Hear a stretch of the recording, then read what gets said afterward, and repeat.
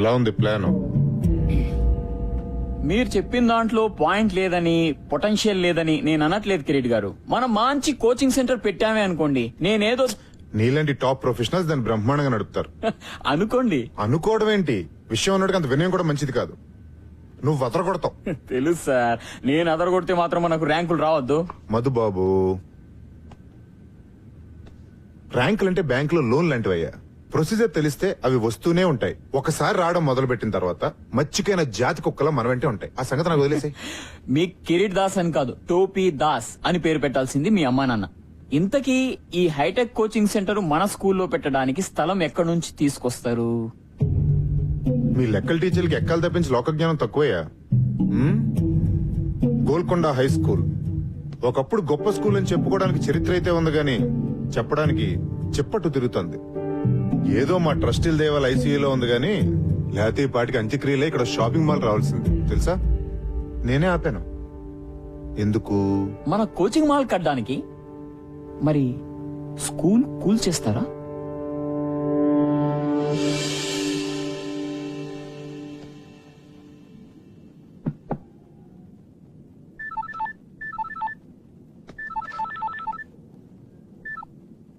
Hello Vishwanath గారు, నేను chairman గారు చెప్పండి సార్. ఒకసారి బోర్డు రూమ్కి వస్తారా? ఇప్పుడా? యా, కొంచెం ఇంపార్టెంట్. అదే మన ఫండింగ్ గురించి అనుకున్నాం కదా, దాని గురించి. వస్తున్నాను సార్.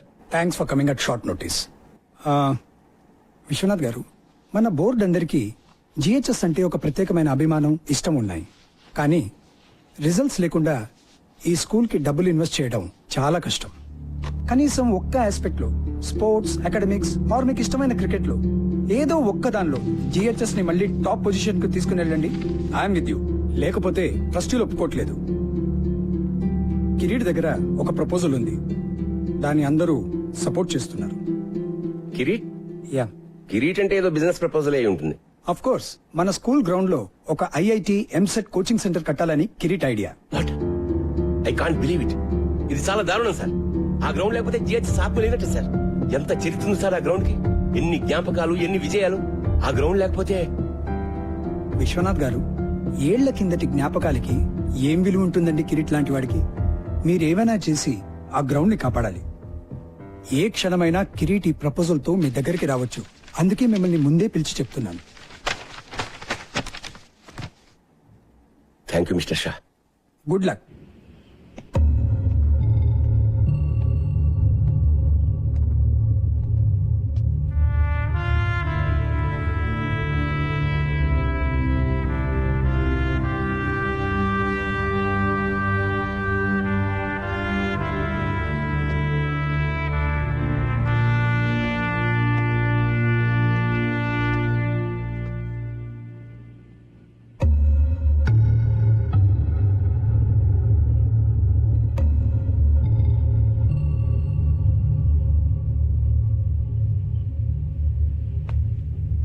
సాబ్, బోలు జనీమే. మీరేమీ అనుకోకపోతే నేను ఒక మాట చెప్తాను సార్ మీకు. అనుకునే మాటే చెప్పు. మన పోరగాళ్ళకి ఒక మంచి క్రికెట్ కోచింగ్ పెట్టండి సాబ్. ఎందుకంటే నాకంటేనే ఘోరంగా ఆడుతున్నారు వీళ్ళు. 15 సార్ల క్రితం మీరు ఉన్నప్పుడు సాబ్ ఎంత బాగుండేది. టైం వచ్చింది. మీరు మర్చిపోలేదా సాబ్? బోర్డుని మర్చిపోయిన విషయం ఎలా మర్చిపోతాను? ఆ పెయింట్ కింద ఓ పేరుండేది గుర్తుందా? అవును సాబ్. అతను ఎక్కడున్నాడు ఇప్పుడు?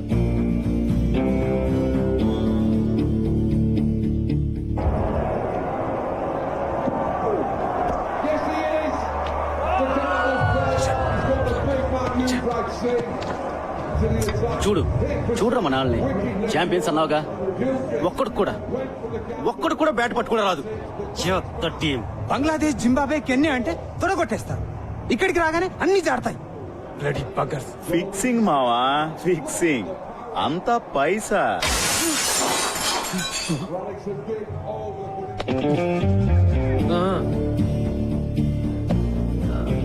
సారీ అండి, ఇంకా వేరే ప్లేస్ లేదు. ఉన్నా మీ కామెంటరీ వినే ఛాన్స్ రాదు. ఏంటే? ఇప్పుడు ఈ ఇన్స్వింగ్ యాకర్ ఎలా ఎలా చూపిస్తాడు. మీరేమో కవర్ డ్రైవ్, తమరేమో పుల్ షాట్ ఆడుతున్నప్పుడు బాడీ వెయిట్ ఎలా ఉండాలో చూపిస్తారు కదా. తీసుకోండి సార్. ఏంటి పని?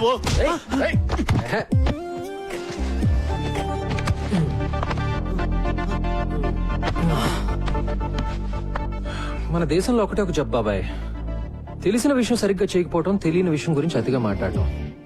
నిన్ను చూడడానికి మాత్రం చదువుకున్న వాళ్ళగా ఉన్నావు. అప్పటి నుంచి ఇండియా టీం ని తిడుతూనే ఉన్నావు. నీకేం చెప్తే అర్థం అవుతుంది? మ్యాచ్ మధ్యలో వర్షం కురిసి గాలివాటం మారింది, బ్రెట్లీ మిషెల్ జాన్సన్ లో బాల్ స్వింగ్ చేయడానికి ఆ మాత్రం చాలు అని చెప్తే అర్థం అవుతుందా?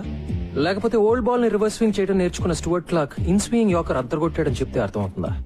వాళ్ళు 100 కొడితే మనం 101 కొట్టాలి, లేకపోతే మనం 100 కొడితే వాళ్ళు 99 దాటకూడదు. అంతే నీకు తెలిసిన క్రికెట్ కదా. వదిలే సంపత్ సార్, మీరు కూడా రారా పదరా. ఎందుకు సంపత్ వాళ్ళతో? కోచింగ్ కోటింగ్ బాగానే ఇచ్చాను కదా.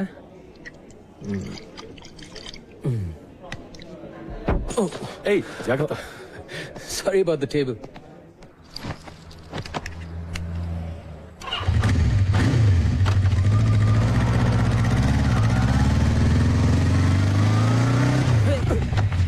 ఏ ముసలోడా, సంపత్ బాబు బాగున్నారా? జానిమియా? జిహెచ్ఎస్ జానిమియా? అవును. ఏంటిలా? ఏంటి సార్?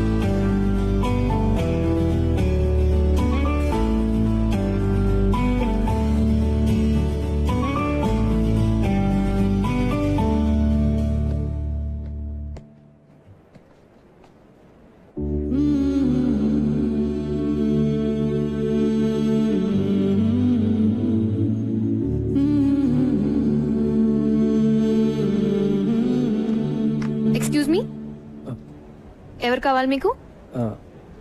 విశ్వనాథ్ గారు. ప్రిన్సిపల్ గారా? యా, నన్ను కలవమన్నారు. ఐమ్ సంపత్. ఓ, ఇలా వెళ్తే క్వాడ్రాంగిల్ వస్తుంది, ఎడం వైపు 2 రూమ్స్. తెలుసండి. మీరు అడ్డంగా నిలబడింది మా స్టాఫ్ రూమ్ కి వెళ్ళే మెట్లని కూడా తెలుసా మీకు? సారీ. That's okay. మీరు ఇంగ్లీష్ టీచరా? మీకెలా తెలుసు? యూజువల్ గా బాగుండేది వాళ్లే కదా. క్వాడ్రాంగిల్, ప్రిన్సిపల్ మీకు తెలుసు కదా?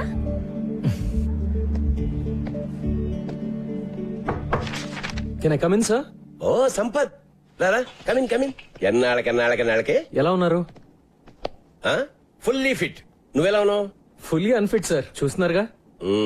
నీలో నేనేం చూస్తున్నావు నీకు తెలిసే ఛాన్సే లేదు. రా, కమాన్.